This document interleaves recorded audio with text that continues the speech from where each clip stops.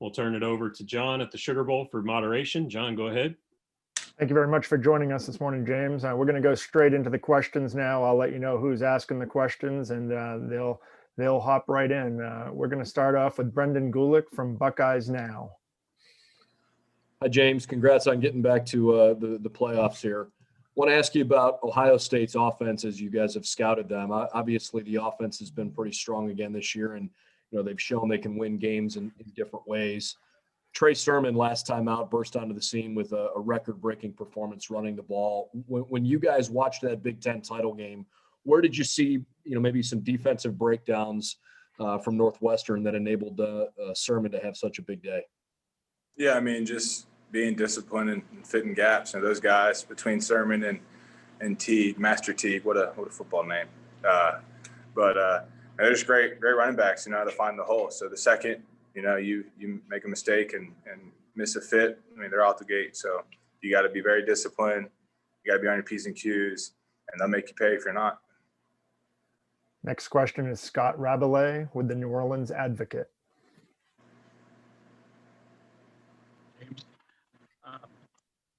Last year, when you played New Orleans, you were playing such a great game, and then, of course, the ejection happened.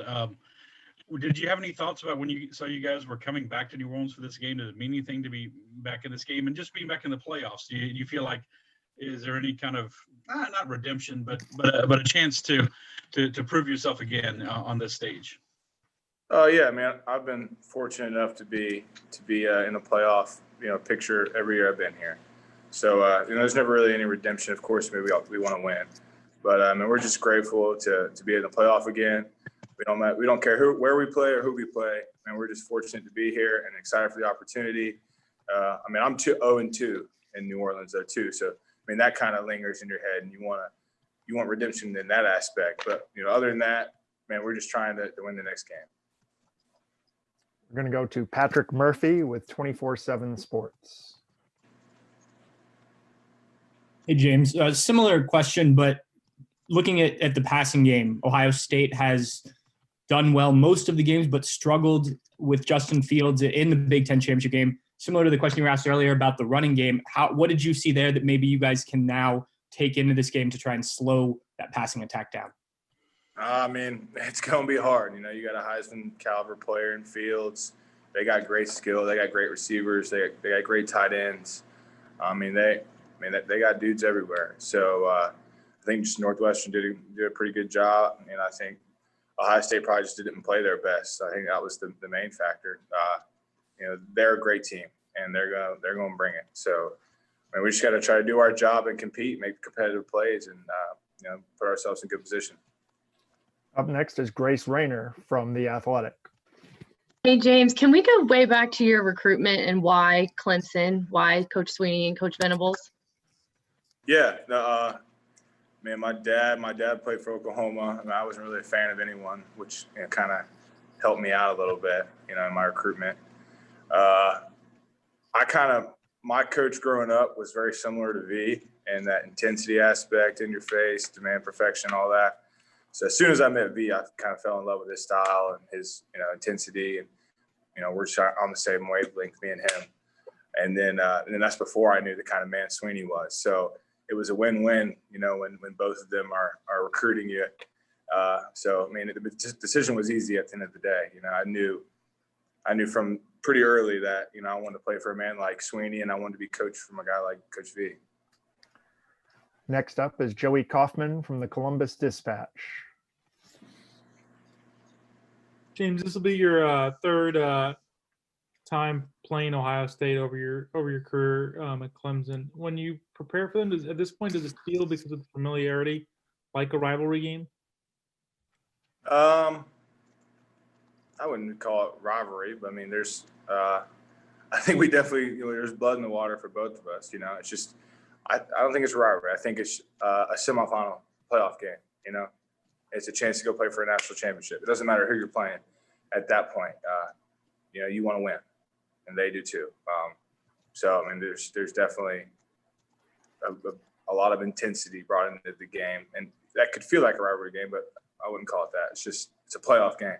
It's to go to the big show. So Next up is Josh Needleman from the Charleston Post and Courier. Hey, Jamie. We heard from Dabo earlier that Xavier missed the game last week because he was in a protocol situation.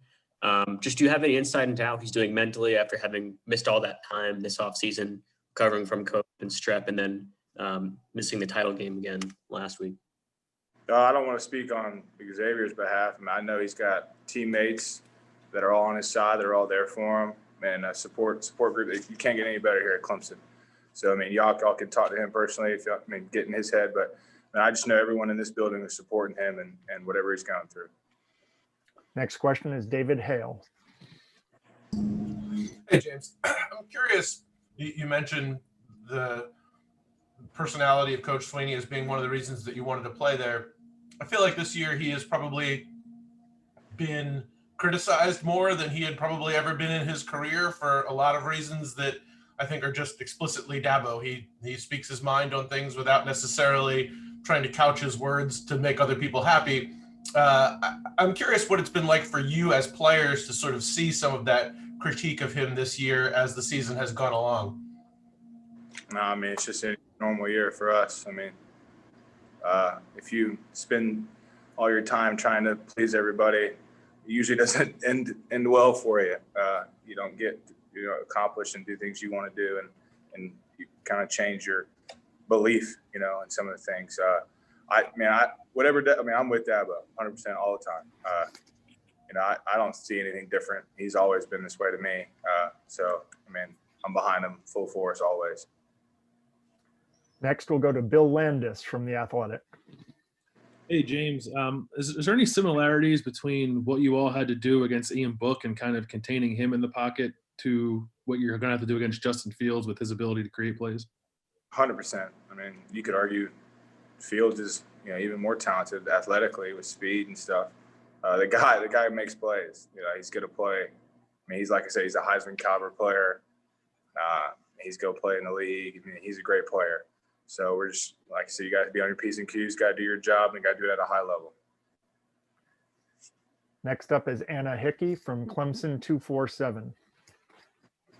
Hey, Jamie. How are you feeling physically after the ACC championship?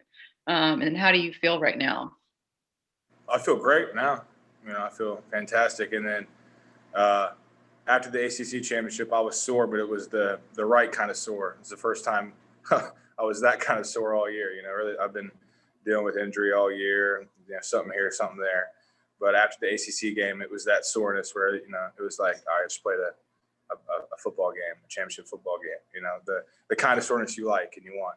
So, I feel like I'm pretty much 100% now. I feel really good, practicing hard, and I'm happy to finally, kind of be healthy. Next up is Dennis Dodd from CBS Sports. You got me, James? I hear you. Yeah. So much has been made about the spread offenses and how they can't be stopped, and everybody's running them. You guys run it. Alabama runs it. Ohio State runs it. Is there a secret sauce being developed somewhere, maybe at Clemson, to slow it down? As magic as it is? Yeah, no. Nowadays with these offenses, they do such a good job creating, space and mismatches, and it's hard. It's hard to stop anybody. But I think the secret is bend, don't break. It's they're going to make plays. They're good too, but don't give up the big play and play good red zone defense. So everyone's capable of moving the ball, but it's a matter of can they do it an entire game, and could you make the crucial stops at crucial moments to pull away. Thank you very much, James. We're going to have to move on to the next because we do have players waiting. So thank you for the time. Thanks for watching. Be sure to click on that subscribe button so you don't miss a single thing, and come visit us over at BuckeyeGrove.com for all the best Ohio State information on the web.